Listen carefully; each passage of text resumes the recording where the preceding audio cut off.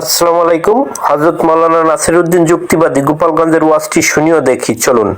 Arabia Shamsul Uloom উত্তর সুক্তাইল খাব্বাবিয়া মাদ্রাসা কর্তৃক আয়োজিত 2 দিন ব্যাপী 19তম বার্ষিক ওয়াজ মাহফিলের সম্মানিত সভাপতি, আজকের মাহফিলের প্রধান অতিথি, মাদ্রাসার সুযোগ্য সুদক্ষ সাহেবে ইলম, সাহেবে আমল, সাহেবে আমানত, সাহেবে তাকওয়া, সাহেবে ফিকির হযরত মুহতামিম সাহেব হুজুর দামাত বরকাতুহুমুল আলিয়া, মাদ্রাসার যোগ্য আসাতিজায়ে কেরাম, আজিজ আমতুলাবাদ, দাওয়াতি উলামায়ে কেরাম, এই অঞ্চলের অনেক অনেক উলামায়ে কেরাম, আইম্মায়ে মাসাজিদ, প্রাণপ্রিয় দেশবাসী, আল্লাহ তাবারক ওয়া তাআলা শাহী দরবারে আমাদের পক্ষ থেকে পাঠাই অসংখ্য শুকর যে আল্লাহ পাক রব্বুল আলামিন আমাদেরকে সুস্থ রেখেছেন, বাঁচায় রেখেছেন। তার এই অসংখ্য নিয়ামতের মধ্য থেকে এটা অন্যতম একটি নিয়ামত যে আল্লাহ পাক এই অঞ্চলের লাখো মানুষের মধ্য থেকে বাছাই ছাঁটাই করে